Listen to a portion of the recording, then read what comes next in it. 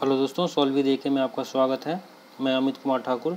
दोस्तों, आज हम बात करेंगे टीडीएस क्या है, टीडीएस की क्या क्या धाराएं हैं, टीडीएस कितने प्रकार का है, टीडीएस डिडक्ट करने के बाद क्या करते हैं। तो दोस्तों, अगर आपने हमारे यूट्यूब चैनल को अभी तक सब्सक्राइब नहीं किया तो सब्सक्राइब कर लीजिए, क्योंकि आगे आपको टीडीएस के बहुत सारे अपडेट मैं देने वाला हूँ, तो आसानी से आपको अपडेट्स मिलता रहे। तो दोस्तों, आज हमारा टॉपिक है टीडीएस। तो पहले उस पर बात करते हैं।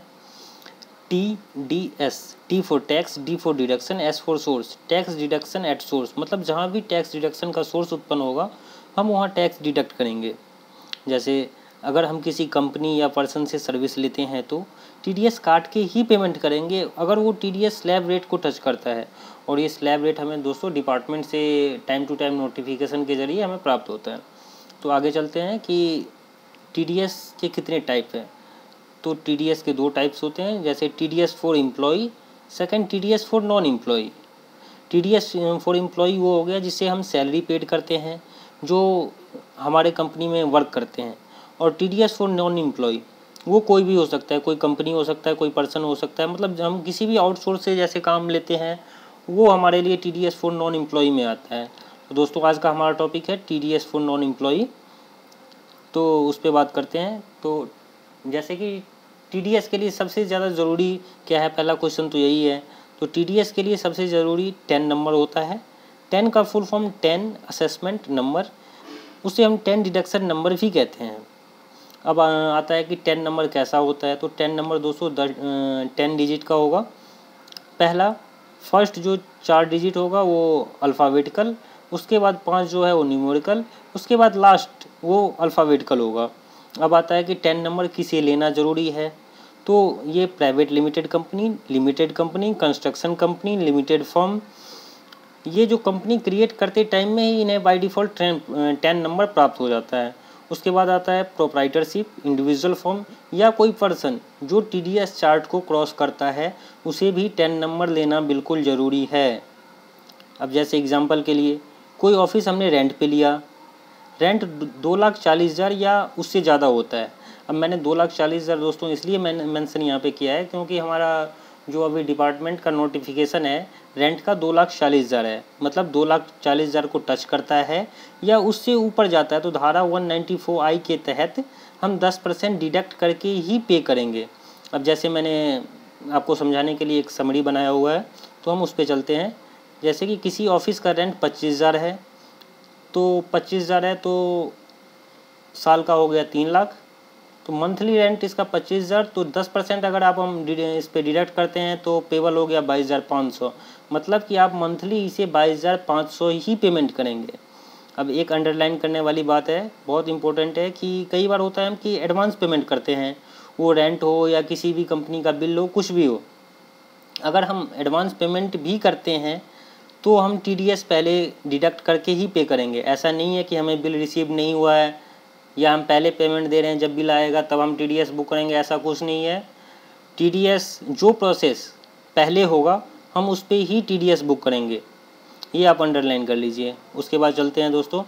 जैसे ये कॉन्ट्रैक्टर है, सब कॉन्ट्रैक्टर है, प्रोफेशनल सर्विस है, टेक्निकल सर्विस है, कमीशन ब्रोकेज है, इसके बहुत सारे टॉपिक है TDS के, तो हम इस पर कभी और बात करेंगे। इसीलिए मैंने कहा था कि आप हमारे YouTube चैनल को सब्सक्राइब कर लीजिए, जिससे आपको टाइम टू टाइम नोटिफिकेशन मिलता रहे। अब आते हैं कि जो टैक्स काटता है उसे डिडक्टर कहते हैं, और जो जिसका टैक्स काटा जाता है उसे डिडक्टी कहते हैं। अब बात आती है कि हमने टैक्स तो काट लिया, आगे क्या करना है। तो दोस्तों, इसको टैक्स को हमें जमा करवाना होता है, वो भी उसका लास्ट पेमेंट डेट जो है वो 7 तारीख है। जैसे कि आपने कोई बिल बुक किया मंथ ऑफ जुलाई में, तो उसका TDS पेमेंट डेट अगस्त के 7 तारीख तक है, चाहे वो जुलाई के कभी भी हो, फर्स्ट हो या लास्ट हो, डजेंट मैटर, अगस्त के 7 तारीख तक पे करना है। अगर आप ऐसा नहीं करते हैं तो 1.5% का जुर्माना आपको पे करना पड़ेगा। जैसे जैसे आप लेट होते जाएंगे ये 1.5% हर मंथ बढ़ता जाएगा, इसीलिए लेट नहीं होना है, 7 तारीख तक ही पेमेंट करना होता है। तो उसके बाद अब पेमेंट तो हमने कर दिया। अब पेमेंट करने का तरीका दोस्तों ये है कि चालान नंबर 281 के माध्यम से आप ऑनलाइन और ऑफलाइन कोई कैसे भी कर सकते हैं। बैंक में आप चेक भर के दे सकते हैं, या खुद भी आप साइड पे जाके इसे पेमेंट कर सकते हैं। पेमेंट करने के बाद आपको एक रिसिप्ट मिलेगा। रिसिप्ट में आपको चालान नंबर, BSR कोड और डिपॉजिट डेट मिलता है, जिसे आपको रिकॉर्ड को संभाल के रखना होता है, क्योंकि हम क्वार्टरली रिटर्न फाइल करते हैं। उसमें हमें ये मेंशन करना होता है कि हमने किस डेट को पेमेंट किया, क्या BSR कोड है। अब मैंने आपको ये चालान नंबर, जैसे चालान कैसा होता है, ये मैंने यहाँ पे आपको दिखाया हुआ है, आप देख लीजिए। उसके बाद हम चलते हैं रिटर्न की। जैसे हमने बात की, तो रिटर्न कितने टाइप के हैं। तो रिटर्न दोस्तों 2 तरह के होते हैं, जैसे 24Q for salary, 26Q for non salary. जो सैलरी का पर्सन होगा उसका हम 24Q फाइल करेंगे, जो नॉन सैलरी का होगा उसको 26Q का फाइल करेंगे। उसके बाद है कि हमने रिटर्न TDS भी काट लिया, रिटर्न भी फाइल कर दिया, उसके बाद का क्या प्रोसेस है। तो दोस्तों जैसे हमने जिसका TDS डिडक्ट किया है उसको भी कोई सर्टिफिकेट देंगे तभी वो आगे क्लेम कर सकते हैं। तो उसके लिए हम जैसे जो सैलरी पर्सन है उसको तो हम फॉर्म 16 देते हैं, और जो सैलरी पर्सन नहीं है, जो नॉन सैलरी में आते हैं, उसको फॉर्म 16A हम प्रोवाइड करते हैं। तो ऐसे करके स्टार्टिंग से कि पहले हम 10 नंबर लेते हैं, फिर पर्सन का TDS डिडक्ट करते हैं, उसके बाद TDS डिपॉजिट करते हैं, उसके बाद क्वार्टरली रिटर्न फाइल करेंगे। ऐसे करके एक एक टॉपिक हमें क्लोज करना होता है। उसके बाद ये सर्टिफिकेट जनरेट होकर हम इशू करते हैं दोस्तों। तो आज हमने सीखा कि TDS क्या है, कितने प्रकार के हैं, कैसे रिटर्न फाइल करते हैं, कैसे डिपॉजिट करते हैं। तो दोस्तों अगर आपको ये वीडियो अच्छी लगी हो तो लाइक और सब्सक्राइब ज़रूर करें, अपने फ्रेंड से शेयर करें जिसे भी ज़रूरत आगे हो। दोस्तों आगे हम बात करेंगे सैलरी फॉर नॉन एम्प्लॉय के लिए, तो आज हमने बात कर लिया। सैलरी फॉर एम्प्लॉय के लिए आगे जैसे कॉन्ट्रैक्टर है, सब कॉन्ट्रैक्टर है, आगे पीछे मैंने मेंशन किया था, तो उसके लिए बात करेंगे। Thank you, bye bye.